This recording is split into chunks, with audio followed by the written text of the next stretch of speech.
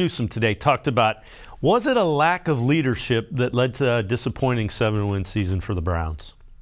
Yeah, I mean, I don't think that, wins and losses, I don't really necessarily believe that's a leadership issue. I feel like our leaders are doing an amazing job. I mean, you can tell, you can walk around the, locker room and see us 7-9, whatever our record is, we still having fun with each other, still being together. So I don't necessarily think leadership kind of shows wins and losses. So I wouldn't say it's a leadership issue, but I mean, obviously it can improve, and I think that's just being with each other more. A whole nother off season. Obviously, getting Ford back for a whole entire season will be great for us as well. So he gets out there and shows more what he can do. So I don't think leadership was really the problem. Jackson, the only thing I would say is the way you lost some of those games kind of points a finger towards leadership on the defensive side of the ball. Yeah, I think there was a leadership issue, not only on the roster, but I think in coaching.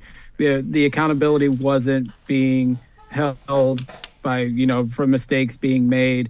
Obviously, things that happened with Clowney, Perrion Winfrey earlier in the season, like those guys are being held accountable. But I just think like the execution on the field, that goes back to, the players not doing their job, the coaches not putting them in the right positions. And I think that's where the leadership comes into. I think there's good leaders on this side on the defensive side of the football. Myles Garrett, John Johnson in times I think was a good leader, but they were lacking stuff. Last year they had Malik Jackson.